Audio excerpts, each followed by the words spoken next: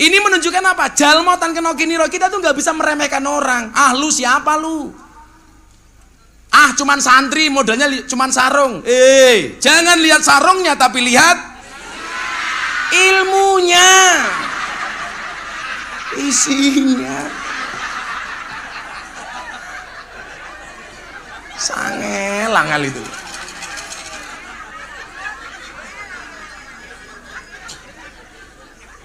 Kita nggak bisa meremehkan orang kok. Ah, Erick Thohir sopo? Nyatane PSSI dipegang sama Mas Erick Thohir, keren apa enggak?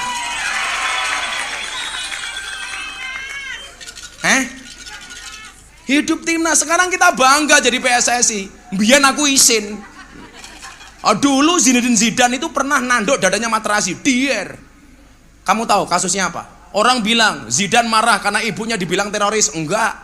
Zidane marah karena dibilang adiknya PSK, enggak. Begitu Materazzi bilang, Zidane ibumu teroris, Zidane senyum, rapopo. Langsung teriak lagi Materazzi, hei Zidane adikmu PSK, rapopo. Terakhir Materazzi bilang, hei Zidane kamu PSSI, enggak terima. Dia disundul dodone, enggak terima dibilang PSSI. Dancuk iki dier. Malu dibilang PSSI. Alhamdulillah sekarang dipegang Pak Erick Thohir, PSSI luar biasa.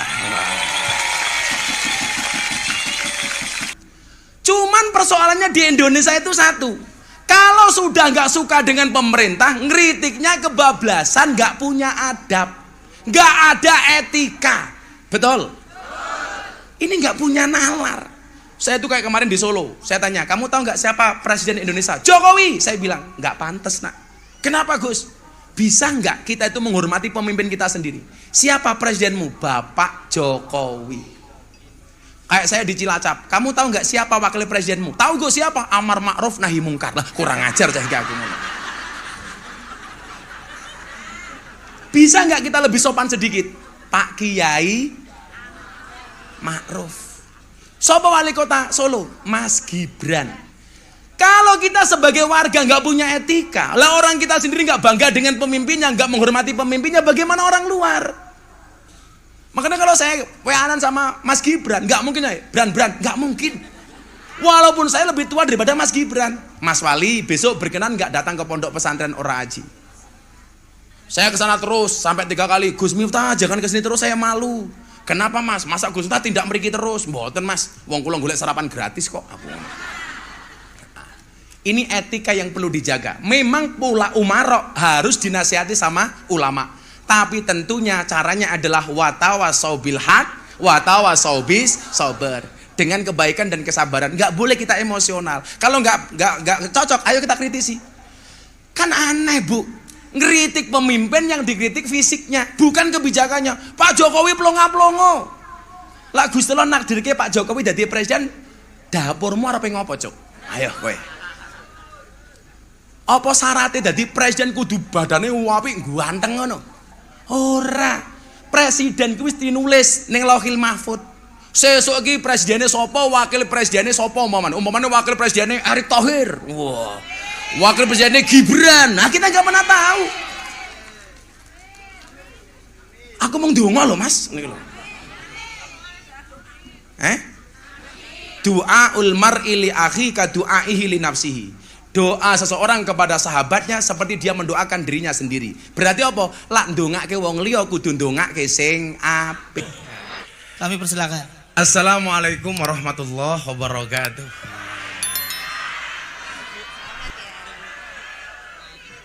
Alhamdulillahil qail innallaha wa malaikatahu yusholluna 'alan nabi ya ayyuhalladzina amanu shollu 'alaihi wa sallimu taslima. Sallu ala Nabi Muhammad. Allahumma salli salatan kamilatan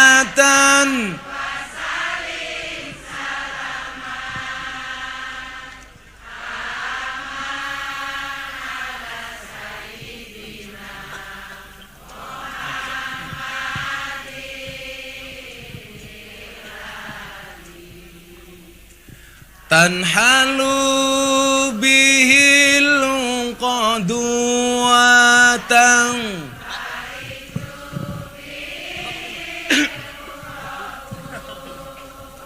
wa tuqadha bil hawaiju wa tunalu birghaibu wa husnul khawatimi wa yustasqal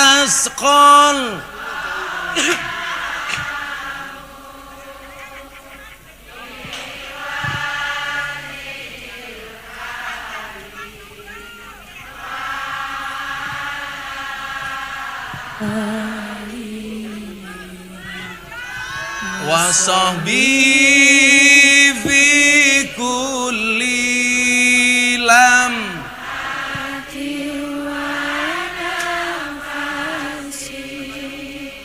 wa nafasim biadadin kulli ma lumilak. Sallu ala Nabi Muhammad. Ila hadratin Nabil Mustafa Muhammadin sallallahu alaihi wasallam wa ila hadrati jami hajatina min hawaijid dunya wal akhirah lana walahumul fatihah.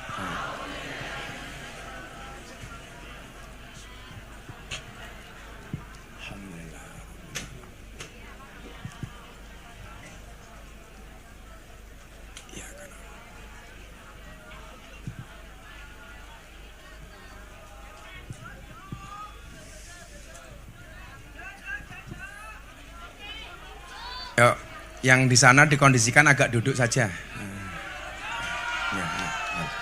Mister, come on, Mister. Ini dari Madinah ini.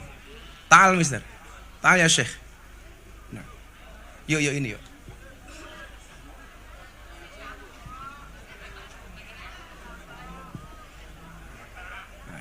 Pon, yang lain duduk di situ.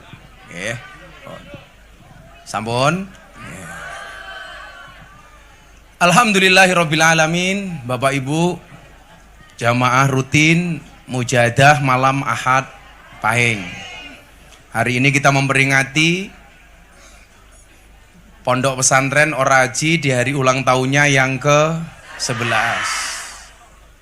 Saya bersyukur Bapak Ibu di usia 11 tahun Pondok Pesantren Oraji senantiasa istiqomah untuk memberikan pelayanan kepada jamaah. Saya selalu mengatakan kiai itu tidak harus dilayani tapi harus melayani. Maka kalau jenengan persani dan lihat bersama-sama dari awal mujahadah, awal pesantren dulu dibuat, tidak pernah sekalipun pondok kita mengajukan proposal. Tidak ada ceritanya Pondok Pesantren Oraji menggalang dana infak, betul? Maka jamaah sekian ini Pak Menteri, Pak Erick Thohir, itu nggak pernah sekalipun kita mengeluarkan kotak infak. Bahkan di masjid sekalipun saya larang untuk ada kotak infak. Kan kita mau nyumbang ikhlas kadang-kadang jamaah itu. Saya itu tahu Bapak Ibu. Saya itu pernah menjadi orang yang sama sekali tidak punya apa-apa. Saya itu merasa kalau ada kotak infak, begitu kotak infak itu datang, mau ngasih nggak punya uang, mau nggak ngasih dilihat sama orang. Betul? Maka waktu itu saya punya istilah, kok kotak infak ini kayak nodong halus ya? Maka saya bilang waktu itu sama istri, saat betul-betul kita merintis dari nol, mau bangun masjid. Ini nanti ada Pak Safrudin, beliau wakil ketua DMI, Dewan Masjid Indonesia. Dulu saat bangun masjid, saya tadi cerita tadi sore, saya mau dikasih bantuan sama orang 2,5 miliar untuk bangun masjid. Tapi saat itu ternyata saya malah tertipu 50 juta. Mau dapat bantuan 2,5 miliar, saya diminta untuk mengeluarkan biaya administrasi. Dan yang minta ini bukan orang lain, sahabat dekat saya. Makanya kadang-kadang dalam hidup tuh mohon maaf, yang nipu, yang menghalangi, sing rusui perjuangan kita, kadang-kadang orang dekat kita itu bener, nggak orang jauh-jauh, betul? Buktinya Nabi Muhammad Shallallahu Alaihi Wasallam ketika berjuang justru yang rusui siapa? Pamannya Abu Lahab. Dan gak kaget, datang sama saya begini, Gus Miftah mau bangun masjid. Iya. Habis berapa Gus RAB-nya? 2 miliar. Ini rezeki Gus Miftah. Oh, kenapa bro? Saya punya uang 2,5 miliar di bank. Mau saya sumbangkan dengan Gus Miftah. Masya Allah, saya langsung ngelus dada. Dadanya istri saya. Ya Allah.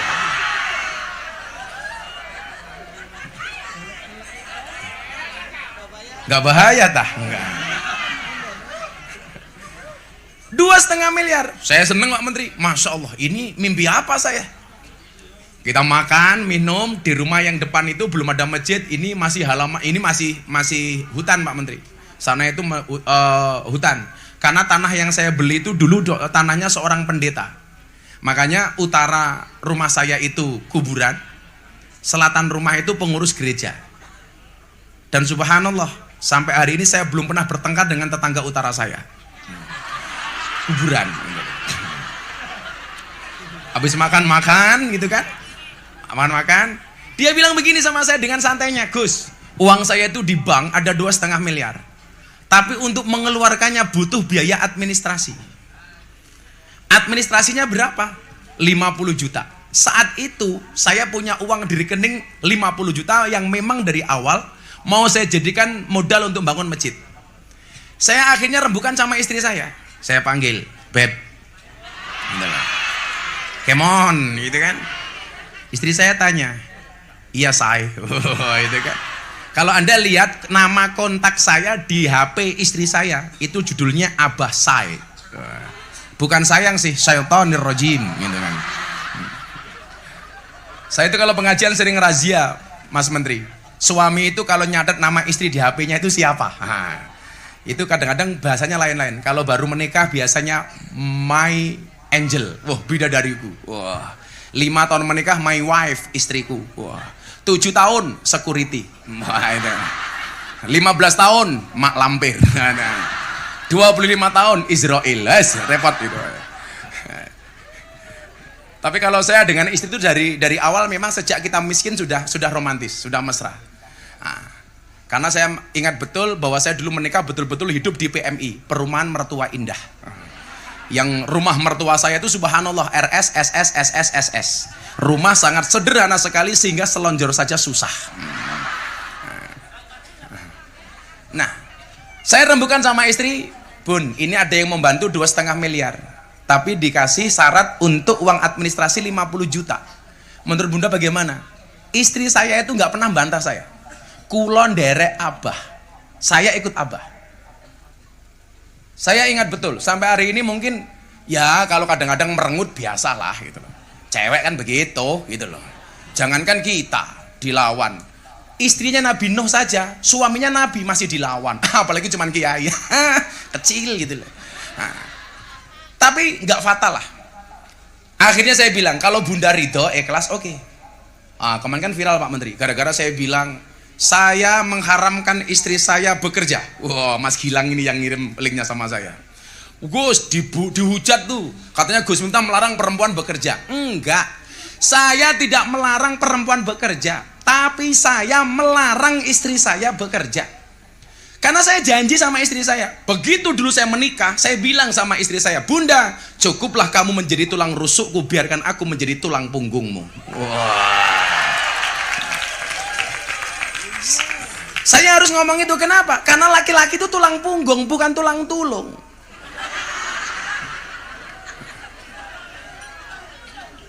Dasar saya cuma satu. Nabi Muhammad membagi rumah tangga, tugas Sayyidina Ali dan Siti Fatimah. Sayyidina Ali urusan luar rumah, Siti Fatimah urusan dalam rumah. Saya bayangkan apa? Istri saya ngurusi dalam rumah. Makanya saya larang istri saya bekerja. Lagian saya itu punya pikiran. Apa pikiran saya? Lah, istri itu setiap hari dinafkahi saja, kadang-kadang masih berani sama suami, apalagi punya pendapatan sendiri. Bahaya. Gak bahaya, dah langsung sandi, raiso Gus, raiso. Saya bilang, istri kalau mau bekerja silakan, tapi kalau rumah tangga saya melarang. Makanya bunda itu nggak pernah bekerja. Tak kerjain tiap hari. Istri saya itu nggak pernah nge-mall, Bu, nggak pernah ke pasar, nggak pernah ke supermarket. Tapi ya itu tiap hari paketan datang terus. Cocot gitu loh.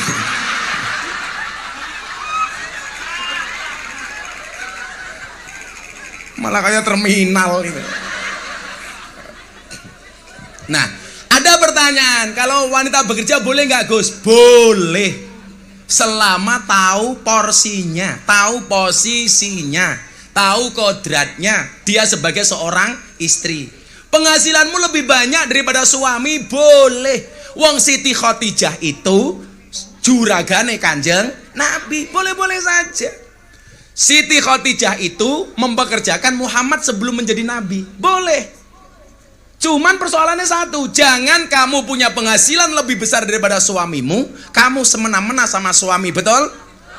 Kenapa istri harus bekerja? Ya karena suami itu hanya titipan. Kalau tidak diambil Allah, minimal diambil mantan.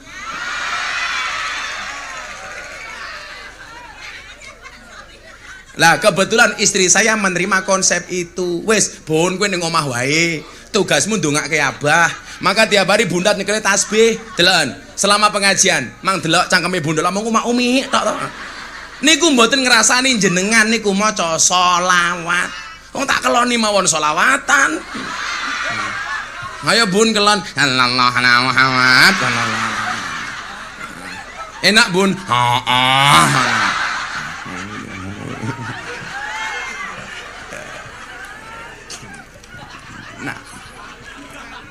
Ya karena saya merasa Pak Menteri, kita bisa seperti ini ya karena doa dari seorang istri. Betul? Kesuksesan seorang suami berangkat dari doa seorang istri. Jangan diteruskan. Berarti semakin banyak istri, semakin banyak yang mendoakan. Kalau saya nggak punya keberanian, Bu, nggak bahaya tak cangkemmu kuwi. Sing gare bahaya ya kowe kuwi lho. Senengane njaluk tak rabi. Emangnya aku cowok apaan? Nah, singkat cerita Pak Menteri, tak kasih 50 juta, ini saya masih ada di HP itu Pak Saf. Itu masih ada perjanjiannya, 50 juta administrasi untuk mengeluarkan uang di bank 2,5 miliar. Kapan keluarnya bro? 1 bulan Gus kerja selesai. Wah semangat saya. Wes, pokoknya udah tulul amal, panjang angan-angan. Wes, yang saya pikir 2,5 M, 2,5 M, 2,5 M. Seminggu saya SMS, waktu itu baru ada SMS. BlackBerry aja belum ada. Mas, gimana perkembangannya? Sabar Gus, tinggal nunggu tanda tangan. Wow, yes. Saya bilang sama istri bun, wis meh tanda tangan bun. Minggu kedua saya SMS lagi, Gus, ada dokumen yang kurang. Wah, udah mulai tanda-tanda ya. Perasaan gue serai enak kae Pak Jenderal. Minggu ketiga tak SMS, piye bro, OTW, apa? Ojo takon bae. Wah mau dari aku. Jangan tanya terus katanya. Minggu keempat tak SMS sudah nggak bales. Minggu berikutnya saya diblokir. Saya baru sadar bahwa saya telah tertipu. Terlalu. Mau bangun masjid malah ketipu 50 juta. Nah, singkat cerita apa? Saya itu baca hadis. Amaroni Robbi sab'an. Tuhanku memerintahkan kepadaku 7 hal. Tuhanku memerintahkan kepadaku, kata Muhammad, 7 perkara. Saya baca satu-satu. Yang saya sampaikan 2 saja. Amaroni Robbi an uksiro qaula la haula wala quwata illa billahil aliyil adim. Tuhanku memerintahkan kepada aku untuk memperbanyak membaca la haula wala quwata illa billahil aliyil adim. Saya sowan sama Kiai. Mbok saya diijazahi Kiai membaca la haula. Gus, dibaca 100 kali setelah asar sebelum matahari terbenam. Hajatmu akan dikabulkan oleh Allah. Saya baca la haula wala quwata illa billah, la haula wala quwata illa billah. Bunda saya juga minta baca. Bunda dibaca 100 kali. La haula wala quwata illa billah. Seminggu kemudian Kapolda Jogja waktu itu Pak Cuk Basuki mau menikahkan anaknya di Surabaya. Gus, tanggal sekian Gus Miftah kosong enggak? Kosong Jenderal, perintah saya mau menikahkan anak saya. Tolong Gus Miftah yang memberikan nasihat pernikahan kepada anak saya. Pak Sa masih ingat ya Pak Cuk ya? Pak Cuk Basuki. Akhirnya saya datang ke Surabaya. Gitu kan. Naik kereta. Tes jantung.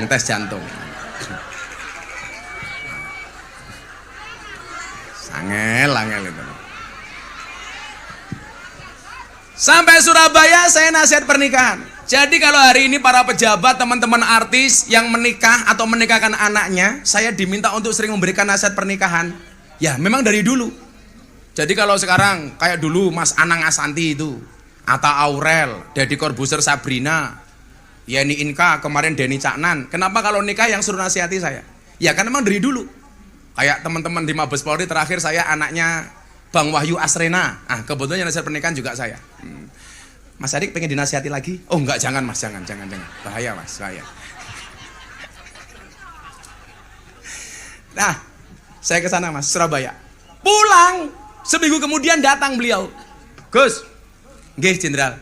Gus Miftah, saya kemarin ke Surabaya belum ngasih uang saku Gus Miftah nih. Dia datang. Saya dikasih uang 25 juta waktu itu. Saya bilang sama Jenderal, uang saya terima, mohon izin.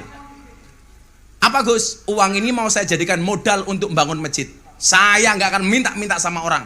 Saya waktu itu punya prinsip, boleh menerima tapi nggak boleh minta. Boleh menerima, nggak boleh minta. Kalau saya bilang nggak menerima, jelas saya sombong. Boleh menerima, nggak boleh minta. Gus Miftah mau membangun masjid.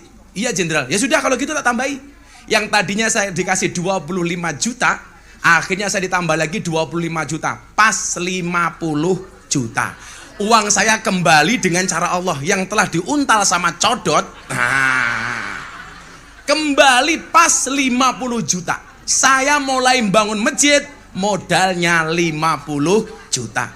Setelah itu saya bilang, mulai hari ini saya berjanji, saya tidak akan pernah minta kepada siapapun, kecuali hanya kepada Allah. Orang mau nitip silakan. Akhirnya nitip kayak kawan saya Mas Dayat waktu itu dari Paragon nitip, Gus saya nitip besi, sak rampungnya. Besi. Akhirnya jadi. Begitu buat pengajian mujahadah sama. Saya bilang sama istri, Bunda, untuk ngopeni jamaah nggak boleh kamu minta sama siapa-siapa. Makanya Bunda bikin dapur. Kayak kemarin motong sapi 1 ton. Dibagi dagingnya ke 10 dapur. Kita masak nasi 10.000, 15.000 bungkus. Blak. Jangan ngerepoti masyarakat. Ternyata apa? Ana inda dzanni abdi bi. Aku itu sesuai dengan prasangka hambaku. Kita yakin Allah akan mengijabah keyakinan itu. Tapi kalau dari awal mentalnya minta-minta, pasti sampai sekarang orang haji minta-minta. Saya kurang dekat apa sama Mas Erick Thohir. Tadi sore pas di rumah, jamaah bilang apa? Wah, Pak Presiden kirim ucapan selamat ke orang haji. Tepuk tangan. Pasti Pak Presiden ngirim uang. Tanya Mas Erick Thohir. Ini orang dekatnya Mas Erick Thohir. Saya kenal dengan Mas Erick Thohir bertahun-tahun. Sampai hari ini nggak pernah saya matur sama Mas Erick. Mas Erick, aku njeluk duitnya. Pernah Mas? Nggak. Ini orangnya ada. Untuk ulang tahun pun mohon maaf, saya nggak minta sama Mas Erick Thohir. Saya punya prinsip, mental kita itu jangan menjadi mental kere. Jangan menjadi mental miskin. Betul? Loh, lama-lama kaya konco-konco kaya Mas Gilangi pas pengajian ke sana kemarin. Gus, ayo Gus, mampir pengajian sama teman-teman karyawan. Ngerti pondok mau ulang tahun kemudian Mas Gilang bantu. Itulah urusannya Mas Gilang sama Mbak Sandi. Mas Gilang, aku ngejok ke proposal, tolong dibantu. Mental kere. Kita itu boleh miskin, tapi mental kita jangan mental miskin. Oi, ruang aku pengmu, tak santet meteng loh gue.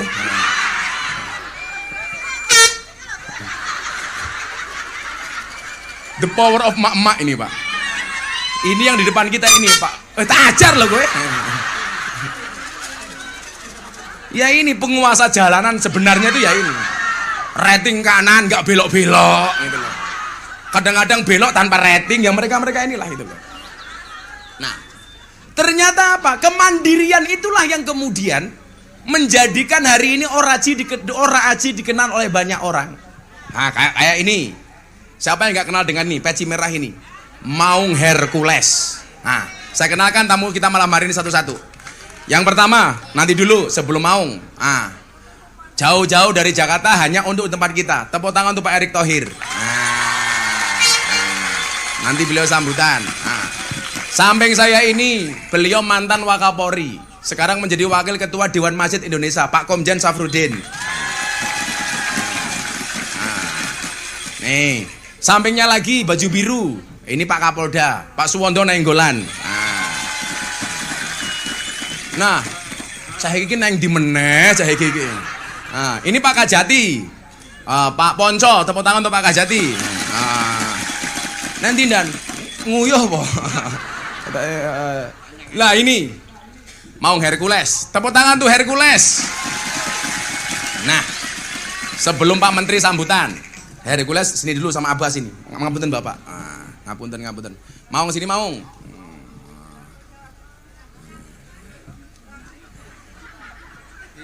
Beliau ini yang bisa merintah cuma 2. Siapa aja mau? Yang bisa merintah ya pertama Pak Menhan, Pak Prabowo. Pak Prabowo Subianto. Nomor 1. Karena punya sejarah dengan saya. Nomor 2. Nomor 2 Bagus Miftah. Macam-macam tak ajar karo mau ya. Terima kasih Maung. Ini jauh-jauh kemarin berobat dari Cina langsung ke sini. Mas Gibran datang. Tepuk tangan untuk Mas Gibran.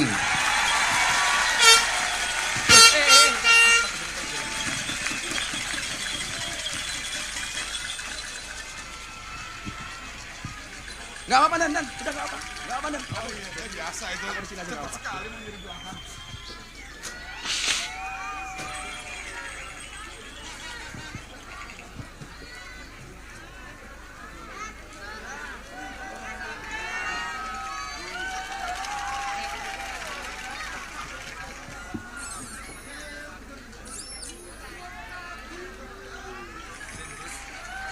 Ngapunten.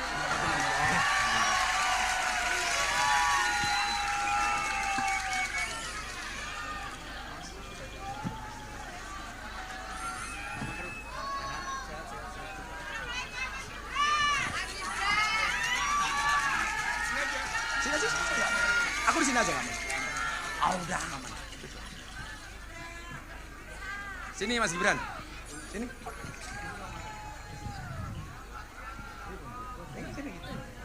Itu ada Ibu Mas Kesang.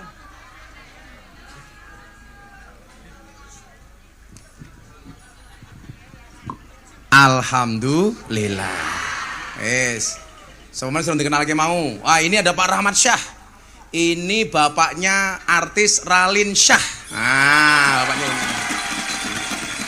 Nih bapaknya. Itu tawan saya Pak Agus.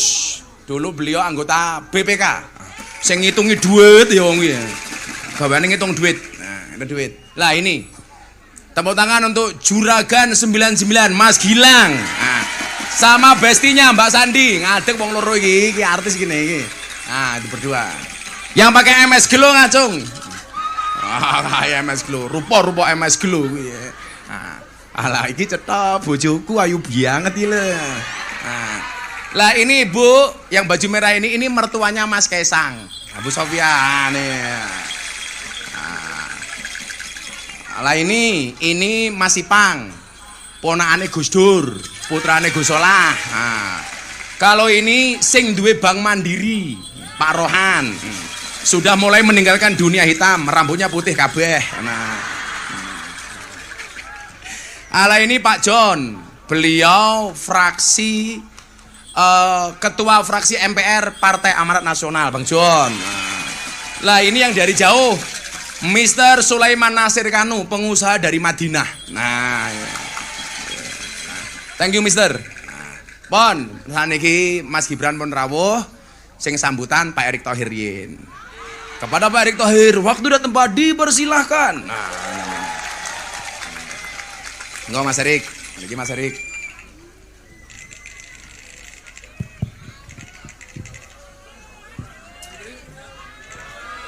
Gini aja lah ya. Berdiri. Dari jauh sana kelihatan. Kenapa wayangan? Assalamualaikum warahmatullahi wabarakatuh. Ini alhamdulillah bisa diundang sama Abah Sai. Abah Sai. Gus Miftah, maaf ke Ponpes Ora Aji. Ini luar biasa. Ini ulang tahun yang ke-11. Ke-11 aja seperti ini. Apalagi yang ke-50. Amin. Saya terus terang sangat hormat sama Gus Miftah. Ini keluarga. Karena tadi yang disampaikan bagaimana filosofi beliau selalu mengajarkan kita untuk bekerja. Cerita ini sangat juga terinspirasi dengan tentu keluarga saya. Almarhum bapak saya itu usia 10 tahun, miskin, tidak punya bapak, merantau dari Gunung Sugih, Lampung kita sama-sama ini, ke Tanjung Karang untuk bersekolah SMP. Lalu maaf Mas Wali, merantau ke Solo untuk SMA. Lalu merantau lagi ke Jakarta untuk kuliah. Nah itulah namanya perjuangan.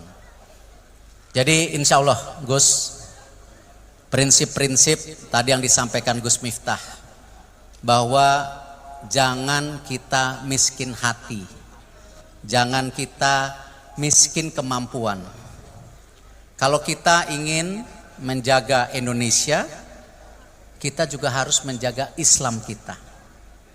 Islam yang bermartabat, berbudaya, dan juga memberikan kebaikan untuk semua.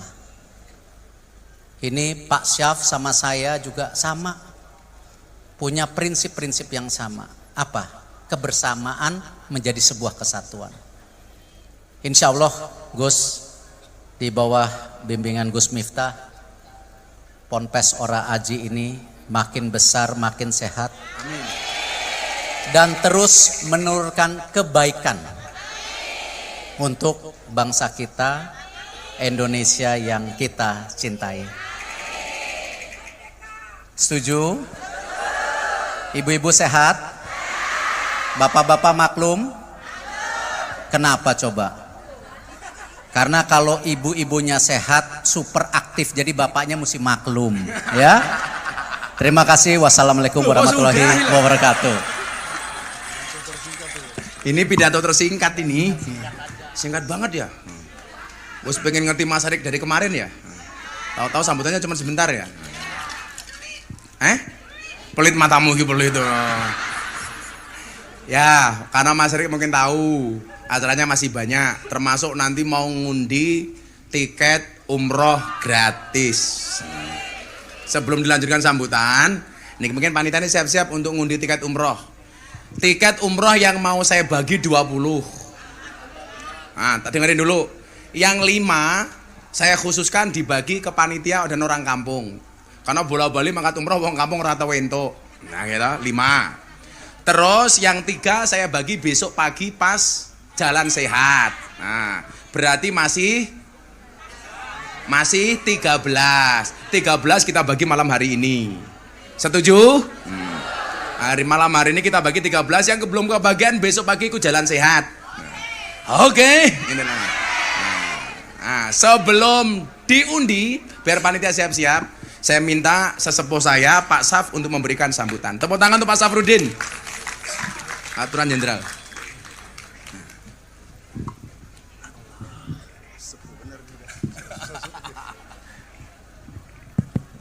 Bismillahirrahmanirrahim. Assalamualaikum warahmatullahi wabarakatuh. Waalaikumsalam. Alhamdulillahi rabbil alamin. Wassalatu wassalamu ala asrafil anbiya'i wal mursalin Sayyidina wa maulana Muhammad wa ala alihi wa sahbihi ajmain. Amma ba'd. Yang saya muliakan Gus Miftah, ini adik saya. Yang saya muliakan para tamu undangan, ya. Ada Pak Erik, Mas Gibran, ya, Kapolda, wabil khusus ibu-ibu, ya. Dan seluruh jamaah ya. Saya tadi 1 kilo jalannya Gus ke sini. Ya. 1 kilo. Karena udah pensiunan sudah nggak dikawal jadi agak susah. Ya. Sengaja saya nggak beritahu Kapolda supaya bisa tahu luar biasa ini santrinya Gus Miftah. Bangsa ini sangat besar, jumlahnya 273 juta jiwa, di mana 88% itu umat Islam. Ya. Jadi kalau kita bisa berbicara bangsa dan negara, identik dengan umat Islam.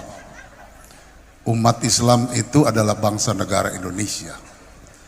Jadi ketika seluruh anak bangsa berbuat untuk kepentingan bangsa Indonesia, di dalamnya umat Islam. Oleh karena itu, Gus, kalau saya kumpul dengan para kiai, para habaib, para ulama, para ustadz, ini karena pensiunan sudah mau menuju akhirat, jadi kumpulnya para ulama. Ya, itu juga Dinda Erik nanti kalau sudah tua seperti saya, kumpulnya para ulama. Mulai dari sekarang, Mas Gibran juga. Saya selalu bilang, Pak Kiai, sudahlah kalau kita bicara bangsa dan negara saja. Enggak usah kita pakai diksi umat. Karena kenapa? Banyak umat-umat lain di Indonesia ini.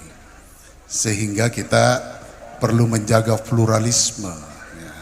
Oleh karena itu diksinya bangsa dan negara, di dalamnya itu sudah umat Islam paling besar, nggak bisa dipungkiri itu.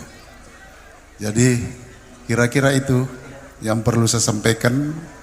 Saya ingatkan kepada kita semua, saya salut kepada Adinda Gus Miftah dengan penuh perjuangan, ya, bisa menyatukan berbagai macam elemen bangsa.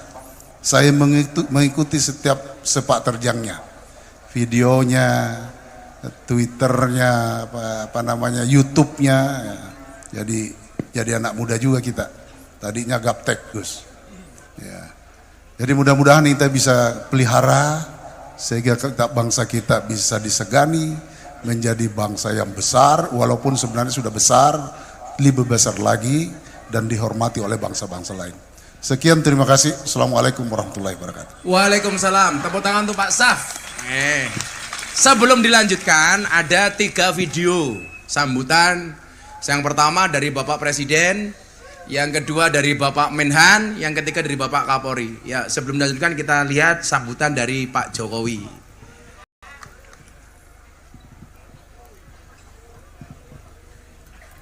Warahmatullahi wabarakatuh.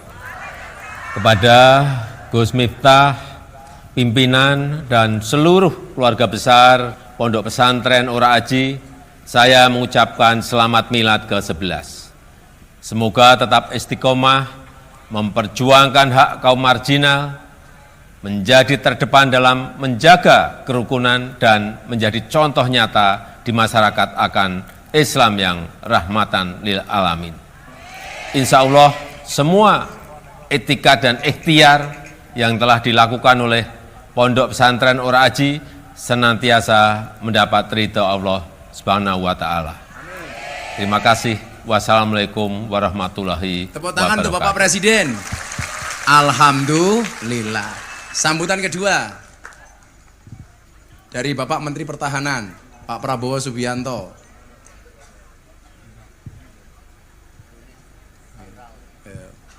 Selfie ternekat nih.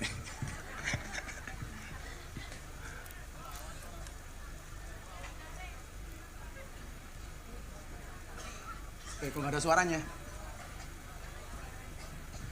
Operatornya.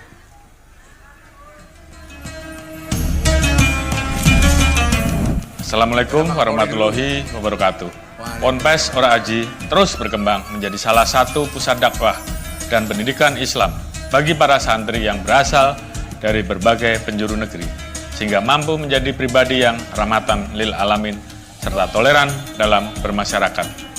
Dalam kesempatan yang berbahagia ini, saya, Jenderal Polisi Dr. Andes Listio Sigit Prabowo MSI, Kepala Kepolisian Negara Republik Indonesia mengucapkan selamat ulang tahun ke-11 kepada seluruh keluarga besar Pondok Pesantren Ora Aji.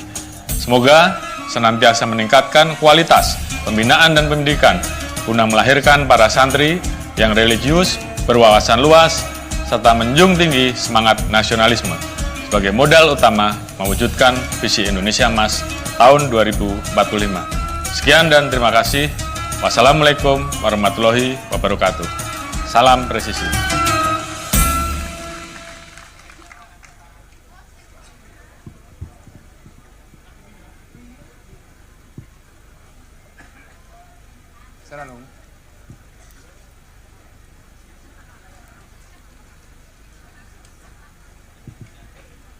Apanya?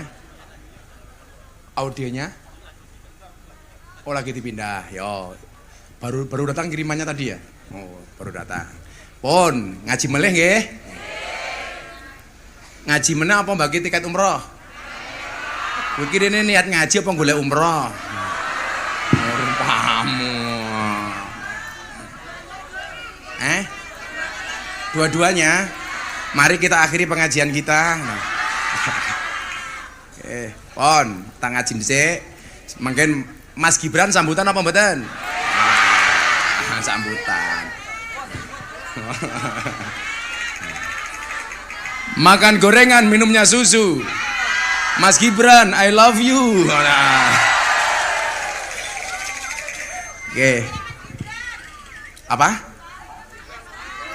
Mas Gibran kenapa? Iya nanti cerewet. Iki bocah-bocah hadroh dari mana ta ini? Oh Zianisti.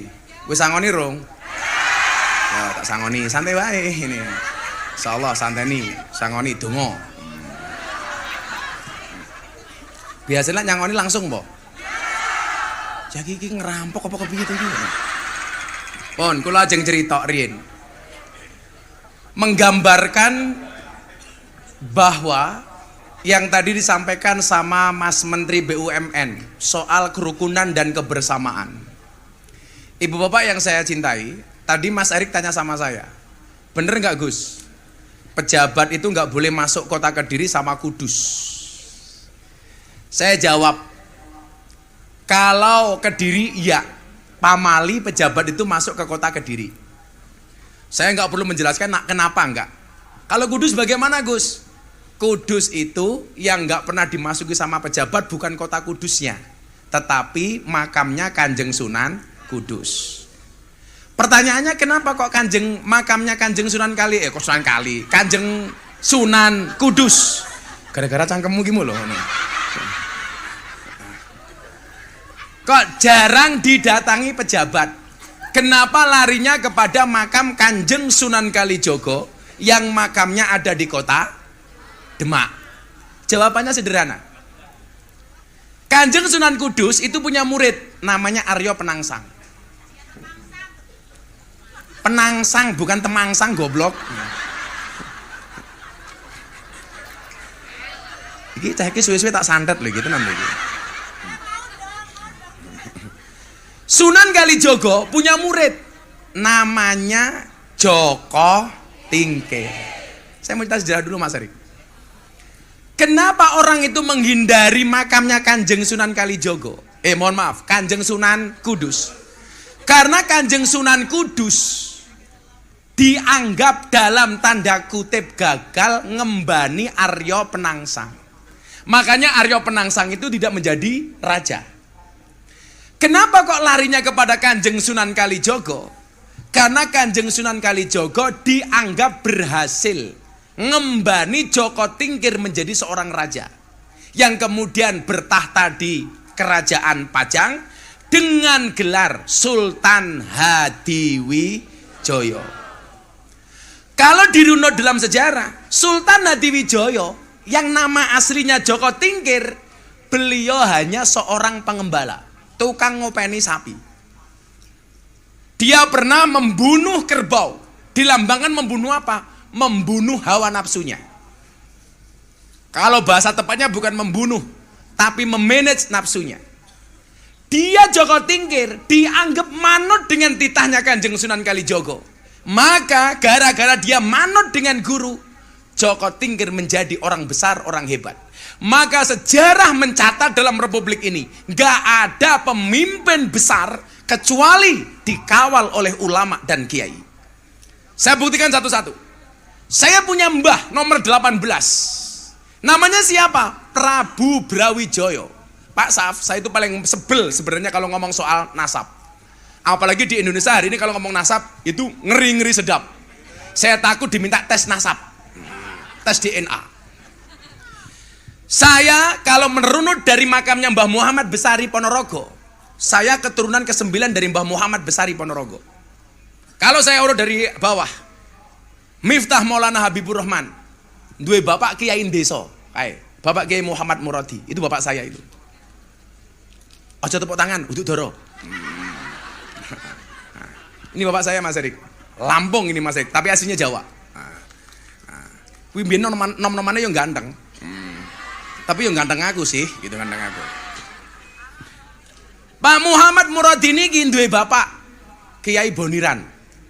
Kiai Boniran duwe bapak namanya Kiai Usman. Punya bapak Jalal Iman, Karyonawi, Madarum, Kiai Ilyas, Muhammad Besari. Jadi saya nomor 9 dari Mbah Muhammad Besari Ponorogo. Ke atas lagi, Muhammad Besari punya bapak namanya Anom Besari, makamnya di Caruban. Anom Besari punya bapak namanya Abdul Mursad, makamnya di Kediri. Abdul Mursad punya bapak namanya Raden Demang. Raden Demang punya bapak namanya Pangeran Demang. Pangeran Demang punya bapak namanya Panembahan Praworo. Punya bapak namanya Susuhunan Wirasmoro, punya bapak namanya Sultan Trenggono, punya bapak namanya Raden Patah, punya bapak namanya Prabu Brawijaya. Berarti saya urutan 18 dari Prabu Brawijaya. Konon Prabu Brawijaya itu orangnya gagah, ganteng, rambutnya gondrong. Gak percaya mereka gitu. Nah, ternyata apa? Hampir semua orang yang tadi saya sebutkan orang hebat itu nggak ada yang lepas dari wali. Contoh Raden Patah, dia menjadi orang hebat di kerajaan Demak Bintoro karena dikawal dengan 9 wali. Raden Patah pindah ke Demak, Joko Tingkir, dia hebat dikawal sama Kanjeng Sunan Kalijogo. Ini kalau kita tarik lagi ke belakang, Harun Ar-Rasyid jadi raja hebat. Kenapa? Karena dikawal oleh ulama lucu. Namanya siapa? Abu Nawas. Jadi kalau Mas Erik, Mas Gibran ada menjadi pemimpin, ya benar sing ngawal lagi ya kiai. Buktinya apa? Bapaknya Mas Gibran, Pak Jokowi. Nyatanya Pak Jokowi juga dekat dengan ulama dan kiai. Bagaimana kita melihat kedekatan Gus Karim dengan Pak Jokowi umpamanya semenjak beliau jadi wali kota di Solo. Ini menunjukkan apa? Bahwa nggak ada pemimpin hebat di dunia ini yang tidak dikawal oleh kiai. Makanya tadi pesan ayahanda kita Pak Safruddin, Mas Erick Thohir, pemimpin harus beriringan dengan kiai. Itu benar. Makanya Imam Al-Ghazali mengatakan apa? Fasadul bilad bi fasadil umaro. Rusaknya negara itu karena rusaknya pemimpin. Pertanyaannya, kenapa kok pemimpin rusak? Jawabannya adalah wa fasadul umaro bi fasadil ulama. Rusaknya pemimpin diakibatkan karena ulamanya yang rusak. Sekarang pertanyaannya begini, kenapa Gus Miftah nggak pernah minta-minta? Di situ diteruskan oleh Imam Al-Ghazali, wa fasadul ulama bi hubbil mal wal jah, dan rusaknya ulama karena terlalu cinta dengan dunia dan kedudukan. Makanya saya bilang, wong kaya kula niku rasa duwe jabatan. Orang bilang begini, Gus Miftah dekat dengan Mas Erick Thohir, kenapa nggak minta jadi komisaris? Rupa kaya aku kok komisaris, kok ya pantes gitu loh. Komisaris bidang pertuyulan.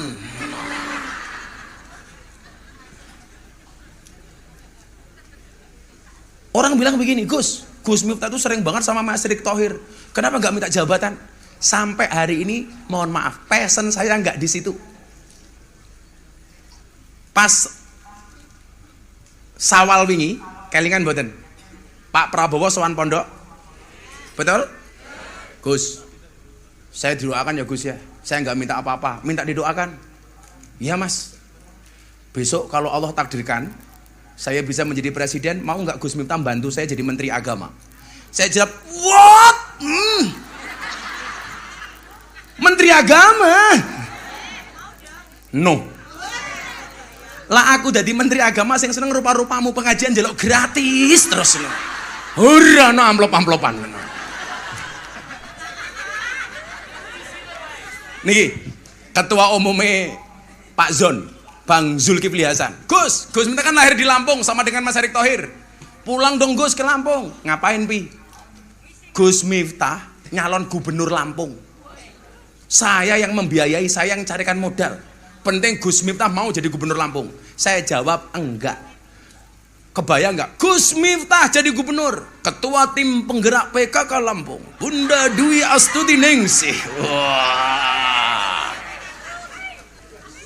Tugas saya tidak menjadi pejabat. Tugas saya ngawal pejabat. Ngawal Mas Gibran supaya jadi wali kota sing apik. Amin. Ngawal Pak Erick Thohir supaya jadi menteri sing apik. Amin. Syukur-syukur jadi wakil presiden. Amin. Loh, gak ada yang tahu toh. Masa depan itu seperti sekumpulan tempe. Artinya apa? Gak ada yang tahu. Momen dasmu tau kowe, ayo kowe. Mau sambutannya isor? Oh, mau sambutannya orang muni suarane. Sik dengar terus ke dosa nggih aku. Wis dikirimi nggak disetel. Selahatan. Terima kasih. Wassalamualaikum warahmatullahi wabarakatuh. Ya. Pun tugas saya ki ngawal Mas Gibran. Ayo Mas Gibran dadi wali kota sing apik. Mumpung podo-podo nomi. Nah, kan aku seumuran karo Mas Gibran. Kok wis sentimen to karo aku? Palingnya cuma selisih berapa tahun sih gitu loh. Paling cuma 2 tahun. Saya sama istri juga gak seumuran, tapi saya bilang sama Bunda, memang kita tidak seumuran, tapi boleh dong sisa umurku untuk kamu. Iya, codot dilawan. Jadi fastabiqul khairat dalam Al-Quran itu maknanya apa? Menjadi yang terbaik di posisi masing-masing. Mas Erick jadi menteri, jadilah menteri terbaik. Wah, ini Bang Wondo, Kapolda, bintang 2. Fastabiqul khairat itu apa? Ya kamu jadi polisi yang baik. Tidak harus memperebutkan satu posisi diperebutkan banyak orang. Tapi jadilah yang terbaik di posisi masing-masing. Pak Ponco, Pak Kajati. Saya ngapi. Wah, mafia tanah nih ojo disikat kabeh karo Ponco. Medeni. Untung aku ora tau ngedol tanah aku ngono. Iki oke iki. Wargane wong sing disikat tanah iki. Ayo ngono. Pecah kendel kok ngono. Maksud saya apa? Fastabiqul khairat itu menjadi yang terbaik di posisi masing-masing. Gak kudu rebutan. Saya, Mas Erick, Mas Gibran, Pak Safrudin, semuanya, Pak Kapolda, Pak Kajati, kita berada di atas panggung yang sama, tapi dengan takdir yang berbeda. Betul? Takdir Pak Safrudin dadi Wakapolri bintang 3. Gus Miftah bintang 7, puyer obat sakit kepala. Presiden para pendosa. Satu-satunya presiden yang tidak perlu pemilihan. Sopo rakyate ahli maksiat seluruh Indonesia, termasuk Pak Kapolda. Pemberantas maksiat maksudnya itu. Kita berada di atas panggung yang sama dengan takdir yang berbeda. Takdirnya Mas Wali dadi wali kota, bosok dadi gubernur, amin. Sok dadi presiden, amin.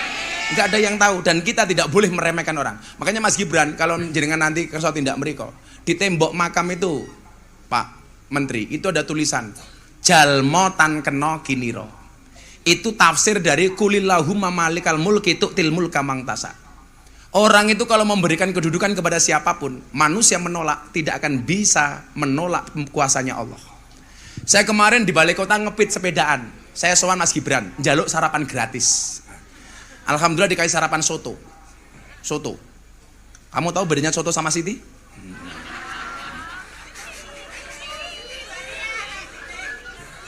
Jadi soto ki enak. Siti ya enak-enakan. Siti angkat matamu, Siti angkat itu. Saya ngaji sama Mas Gibran berdua di kantornya beliau. Soal cerita Nabi Daud menjadi raja. Nabi Daud itu berada di pasukan Raja Tolut, berperang melawan Raja Jalut. Daud ini usianya baru 14 tahun. Kakaknya diminta jadi pasukan perang, Daud lagi ngarit Pak Menteri. Dia ngeyel, saya mau ikut jadi pasukan, kamu masih kecil gak boleh. Dia ngeyel, akhirnya diterima jadi pasukan termudanya para Raja Tolut. Perang berangkat. Begitu berangkat perang, pasukannya gak terlalu banyak. Diuji dengan kelaparan dan kehausan. Maka kemudian Allah memberikan mereka sungai. Begitu masuk sungai, Allah katakan kepada pasukan ini, yang minum secukupnya dia akan selamat, yang berlebih-lebihan dia tidak akan bisa melanjutkan ke medan perang. Illa man ihtarafa ghurfatan biyadi. Kecuali yang cuma mengambil sedikit saja. Ternyata apa? Mayoritas pasukan itu berlebih-lebihan, minum sebanyak-banyaknya sehingga mereka lempoh lemas, nggak bisa perang. Yang perang cuma sepertiganya tok. Kecil, termasuk Nabi Daud. Ini konsep harta itu sama. Illa man ihtarafa ghurfatan biyadi. Konsep orang punya harta itu ambil secukupnya, sedekahkan sisanya. Kan kita enggak. Ambil sebanyak-banyaknya, sedekah secukupnya. Ini yang dimaksud dengan illa man ihtarafa ghurfatan biyadi, yang akan selamat di hadapan Allah. Kowe landuwe bondo akeh, ambil secukupnya, sedekahkan sisanya. Kita kan enggak, Bu. Ambil sebanyaknya, sedekahkan secukupnya. Ini gambaran Nabi Daud. Akhirnya perang, Mas. Dieng. Anda tahu siapa yang membunuh Raja Jalut? Yang membunuh Raja Jalut bukan panglima rajanya Tolut. Yang membunuh Raja Jalut bukan Jalut, tapi yang membunuh Raja Jalut adalah Daud muda. Di Plinteng, Mas. Plinteng bahasa Indonesianya apa ya? Ketapel. Angelmen ya? Peteta. Pedetan matamu, pedetan gitu loh. Ketapel, di Plinteng, Mas. Tiang, kena kepalanya mati. Singkat cerita apa? Allah itu memberikan kuasa kepada yang dikehendaki. Begitu Raja Jalut mati, ternyata yang diangkat menjadi raja bukan panglima perangnya, tapi justru yang mendapatkan kekuasaan adalah Daud, anak muda yang bukan siapa-siapa. Ini menunjukkan apa? Jalmo tan kena kiniro, kita tuh nggak bisa meremehkan orang. Ah, lu siapa lu? Ah, cuman santri, modalnya cuman sarung. Jangan lihat sarungnya, tapi lihat ilmunya, isinya. Sangelangal itu.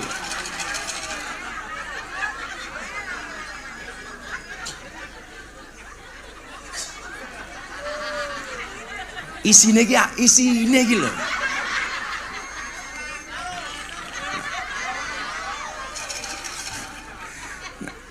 Kita nggak bisa meremehkan orang kok. Ah, Erick Thohir sopo? Nyatane PSSI dipegang sama Mas Erick Thohir, keren apa enggak?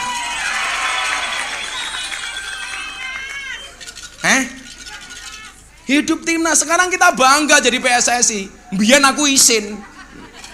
Dulu Zinedine Zidane itu pernah nanduk dadanya Materazzi, dier. Kamu tahu kasusnya apa? Orang bilang Zidane marah karena ibunya dibilang teroris, enggak. Zidane marah karena dibilang adiknya PSK, enggak. Begitu Materazzi bilang, Zidane, ibumu teroris. Zidane senyum, rapopo. Langsung teriak lagi Materazzi, hei Zidane, adikmu PSK, rapopo. Terakhir Materazzi bilang, hei Zidane, kamu PSSI. Nggak terima, dia disundul dodone. Nggak terima dibilang PSSI.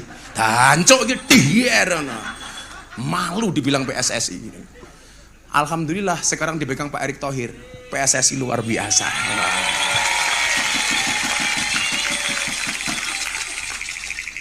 Cie, menterinya senyum-senyum, cie. Oh, belum. Maka nyuwun sewu, konsep ulama dan umarok itu berdampingan. Watawasaw bil haq, watawasaw bis sabar. Saya sering bilang kok, Gus, Pak Jokowi anti kritik. Anda pernah nggak lihat di Twitter nama Gus Miftah trending Twitter nomor 2? Gara-gara saya menolak surat keputusan presiden soal legalitas miras, Pak Saf waktu itu. Saya hanya ingin membuktikan kepada publik bahwa presiden itu tidak anti kritik. Waktu itu Bang Wondo, Pak Wonco ya, kan Pak Jokowi bikin surat keputusan presiden tentang legalitas miras. Saya kebetulan ada acara di iNews. Saya masih punya acara TV waktu itu ngobrol bareng Gus Miftah. Lah Pak Erick Thohir ini pernah jadi bintang tamu saya. Termasuk Pak Jaksa Agung, Pak Burhan. Nah, saya langsung konferensi pers. Pak Presiden Jokowi, saya Miftah Maulana Habibur Rahman menolak keras soal keputusan presiden legalitas miras. Kenapa? Karena keharaman khamr dalam Al-Quran itu qat'i mutlak, tidak bisa digugat. Maka saya menolak. Satu-satunya minuman keras yang layak dan boleh dikonsumsi hanya satu, es batu. Trending. Jam 2 malam Pak praktek telepon saya, Gus, kritikannya didengar sama Pak Jokowi. Besok SK Pak Jokowi tentang miras dibatalkan. Langsung hari itu nama saya trending Twitter nomor 2. Nomor 1, Wulan Guritno dengan kasus perceraiannya. Wow. Nomor 2, Gus Miftah karena menolak legalitas miras. Maksud saya apa? Siapa yang bilang pemerintah anti kritik? Cuman persoalannya di Indonesia itu satu. Kalau sudah nggak suka dengan pemerintah, ngeritiknya kebablasan, nggak punya adab, nggak ada etika, betul? Ini nggak punya nalar. Saya tuh kayak kemarin di Solo, saya tanya, kamu tahu nggak siapa presiden Indonesia? Jokowi. Saya bilang, nggak pantas nak. Kenapa Gus? Bisa nggak kita itu menghormati pemimpin kita sendiri? Siapa presidenmu? Bapak Jokowi. Kayak saya di Cilacap, kamu tahu nggak siapa wakil presidenmu? Tahu gue siapa? Amar Ma'ruf Nahi Mungkar. Lah kurang ajar saya aku ngomong. Bisa nggak kita lebih sopan sedikit? Pak Kiai Ma'ruf. Sopo wali kota Solo? Mas Gibran. Kalau kita sebagai warga nggak punya etika, lah orang kita sendiri nggak bangga dengan pemimpinnya, nggak menghormati pemimpinnya, bagaimana orang luar? Makanya kalau saya weanan sama Mas Gibran, nggak mungkin ya, Bran, nggak mungkin. Walaupun saya lebih tua daripada Mas Gibran. Mas Wali besok berkenan nggak datang ke pondok pesantren Ora Aji? Saya kesana terus sampai 3 kali. Gus Miftah jangan kesini terus, saya malu. Kenapa Mas? Masa Gus Miftah tidak meriki terus? Mboten Mas, wong kula golek sarapan gratis kok. Ini etika yang perlu dijaga. Memang pula umarok harus dinasihati sama ulama. Tapi tentunya caranya adalah watawasau bil haq, watawasau bis sabar. Dengan kebaikan dan kesabaran. Nggak boleh kita emosional. Kalau nggak cocok, ayo kita kritisi. Kan aneh Bu, ngeritik pemimpin yang dikritik fisiknya, bukan kebijakannya. Pak Jokowi plonga-plongo.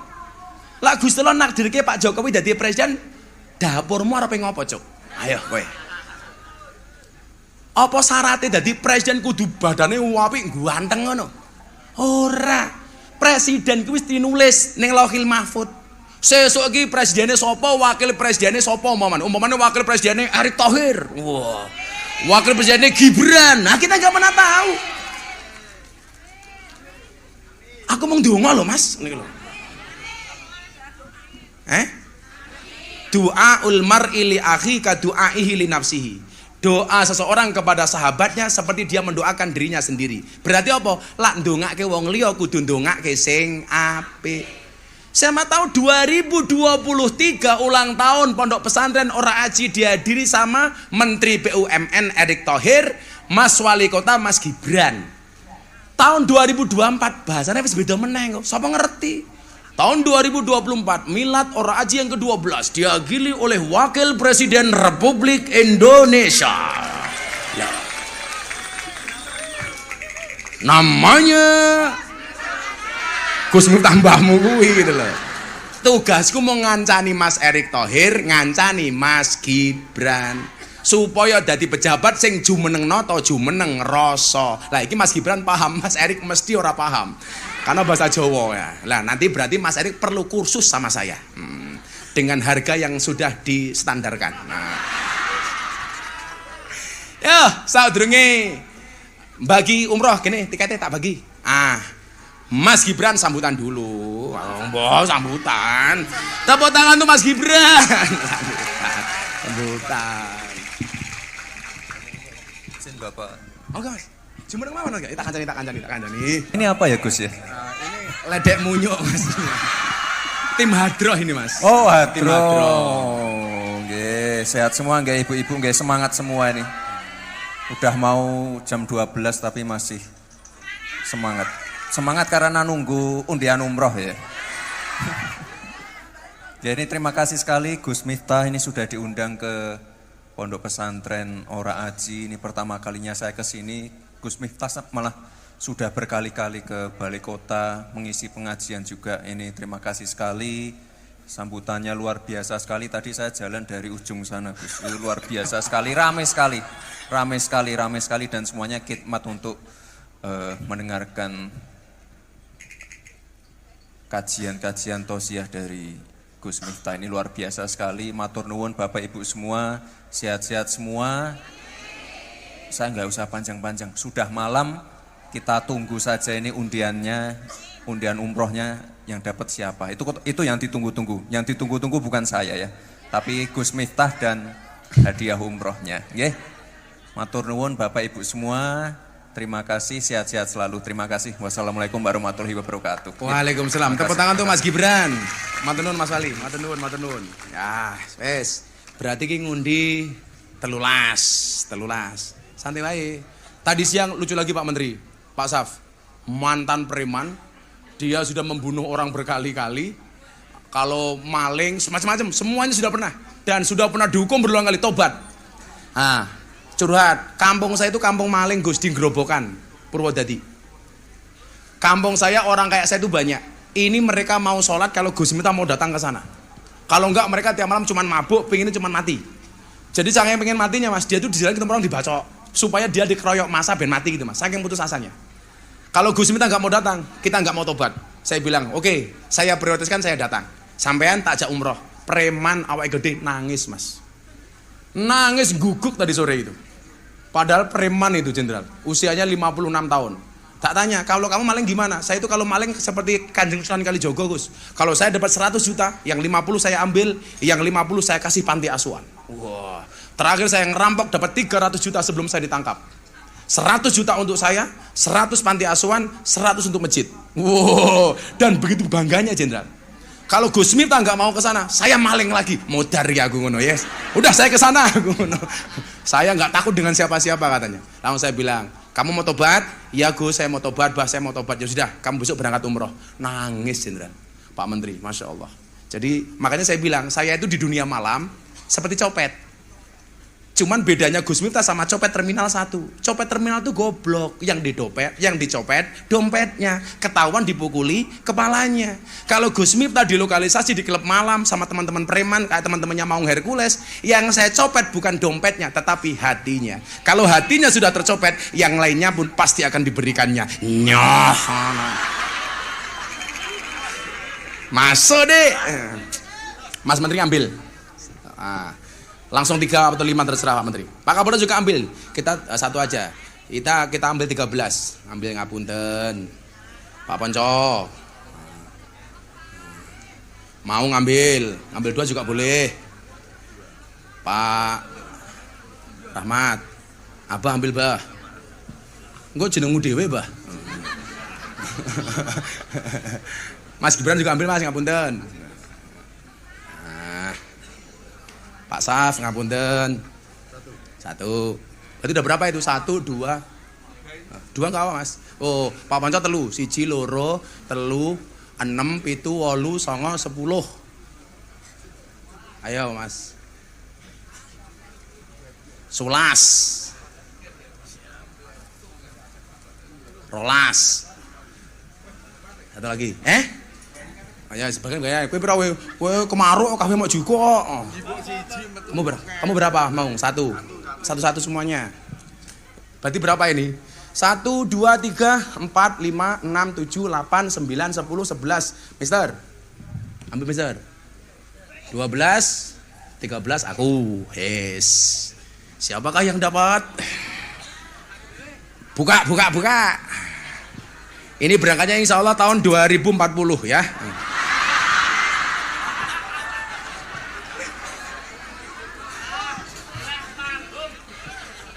Almarhum cangkeme.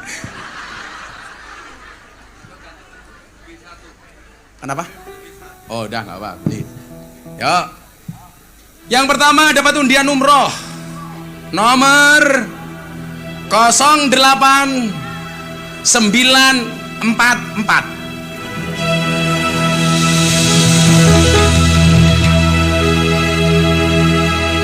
08944. Ada. Jauh-jauh ditunggu ya. Saya ulangi.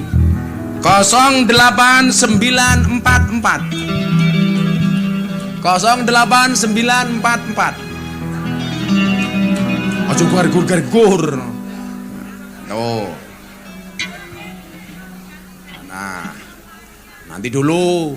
Disimpan dulu. 08944. Kagungan Abah pinten tak wasake, Bah.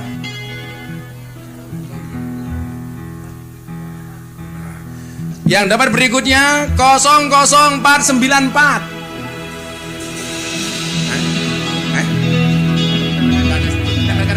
Langsung, ini nggak ada sistem gugur. Ini ditempelkan, nanti yang dapat silakan konfirmasi ke panitia ya. 00494. Nah, seluruh.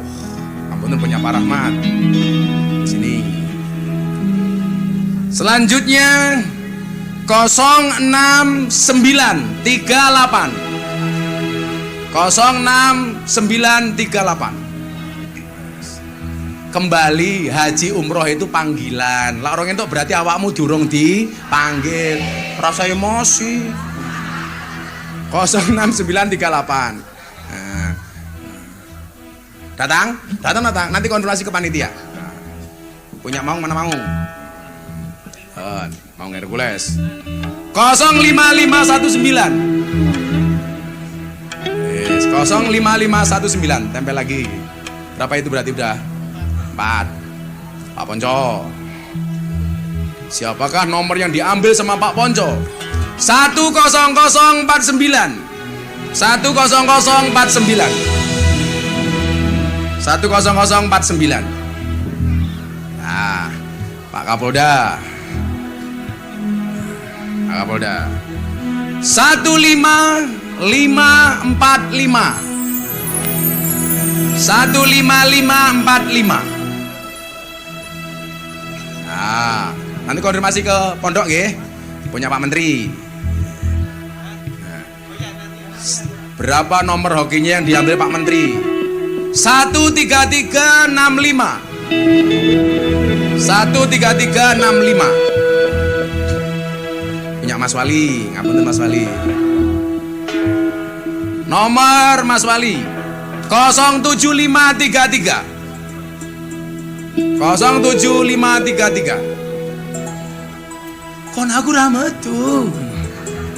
Sabar rong wayahe. Punya Pak Saf 07035. Endang. Mak teratap tutup. 07035. Nah, berapa Saf? 9. Masih ada 4 lagi. Dari Gosipang 02734. Wong ado kabeh iki. 02734. Nah, nanti kalau bingung nomornya sama apa enggak, lihatnya di YouTube. Nah, nanti akan dirilis ini kan. Kan iso buka. Endi bener aku apa ora? 02734. 10. Pak Rohan, Bank Mandiri. 10889.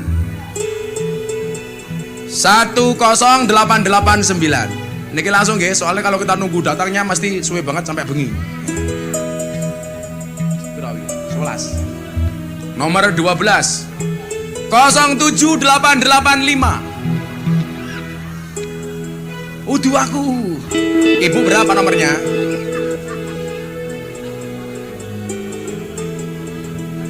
Ada. Oh, lah Ibu, miki kon masih panitia. Oh, ngimpi apa cah iki? Dibawa dulu. Mungkin manru. Sini wau 07885. Yang dibawa sama Mr. Kanu. 03857. 03857. Nah, bisa dikonfirmasi besok pagi masih ada 3 tiket lagi besok pagi pas jalan sehat. Jalan sehat besok pagi ada umroh 3, ada motor 2, ada wedhus 10, ada kulkas, ada sepeda. Ini wedhus ini. 13. Pon, besok pagi konfirmasi ke panitia. Masih 3 lagi besok. Nah, insyaallah. Pon, pokoknya niat pengajiannya istiqomah. Ndongake pemerintah, ndongake rakyat, mudah-mudahan Indonesia semuanya dijaga oleh Allah Subhanahu wa taala. Amin. Di sini konsisten Pak Menteri, Mas Wali, jam 11 harus selesai. Nah, jadi jam 8 mulai, jam 11 harus selesai. Pon, selawat bareng-bareng ndonga. Mudah-mudahan ini bukan ulang tahun yang terakhir, tapi ulang tahun selama-lamanya. Amin Allahumma amin. Hasbi Rabbi Jalallah ma fi qalbi ghairullah Nur Muhammad sallallahu la ilaha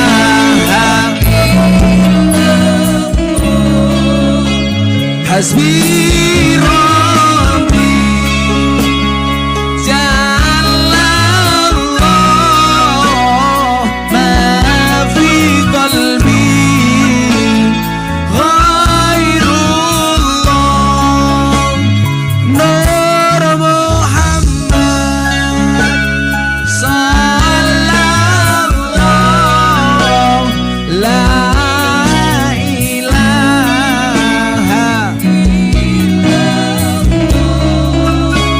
hasbi Rabbi Jalallah ma fi qalbi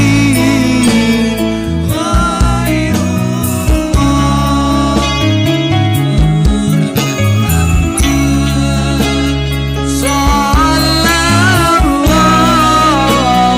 la ilaha illallah. Bismillahirrahmanirrahim. Allahumma salli ala Sayyidina Muhammad wa ala ali Sayyidina Muhammad walhamdulillahi rabbil alamin hamdan syakirin hamdan na'imin hamdan yuafi ni'amahu wa yukafi'u mazidah ya Rabbana walakal hamd kama yanbaghi li jalali wajhikal karim wa adimi sultanik. Ya Allah yang maha rahman yang maha rahim, ya Allah yang maha kasih yang maha sayang, izinkan kami ya Allah mengucapkan memujimu atas semua anugerah yang kau berikan kepada kami hamba-hambamu ya Allah. Terima kasih kami tak terhingga ya Allah atas semua nikmat yang kau berikan kepada kami hamba-hambamu ya Allah. Walaupun semua nikmat yang kau berikan kepadamu ya Allah senantiasa kami balas dengan perbuatan dosa dan maksiat, tapi semua kesalahan itu ya Allah tidak mengurangi anugerah dan rezekimu yang kau berikan kepada kami hamba-hambamu. Malam hari ini ya Allah izinkan kami hamba-hambamu yang penuh dosa dan kemaksiatan ya Allah menengadakan kedua tangan kami, mengkhusukkan hati dan pikiran kami untuk bermunajat kepadamu ya Allah. Ampuni dosa-dosa kami ya Allah, ampuni kesalahan kami ya Allah, ampuni kekhilafan kami ya Allah, ampuni kemaksiatan kami ya Allah. Ampuni pula dosa kedua orang tua kami ya Allah. Sayangilah mereka sebagaimana mereka menyayangi kami. Kasihilah mereka ya Allah sebagaimana mereka mengasihi kami. Ampuni pula dosa para pemimpin-pemimpin kami ya Allah. Tunjukkanlah mereka ke jalan yang lurus, yaitu jalannya orang-orang yang kau cintai, bukan jalannya orang yang sesat, yaitu jalannya orang-orang yang kau murkai.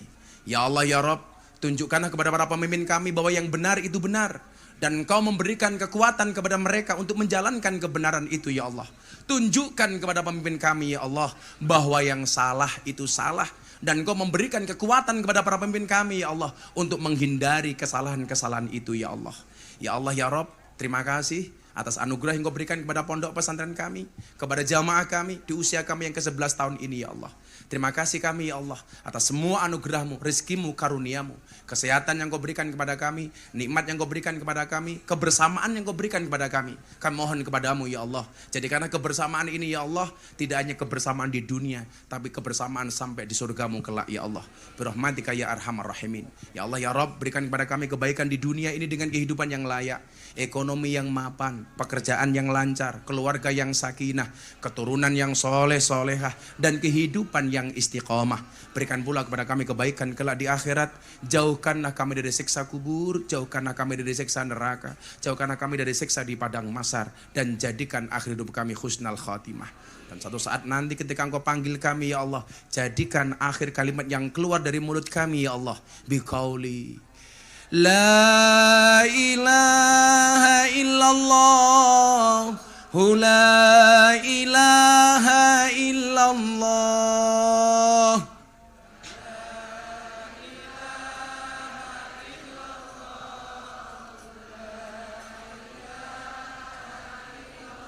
La ilaha illallah, la ilaha illallah.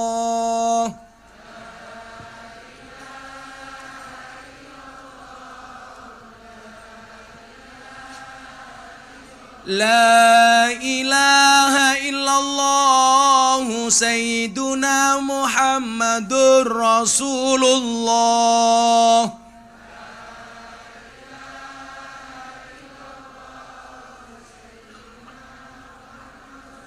Waqtim lana minka bil khair wa ya khairan nasirina birahmatika ya arhamar rahimin.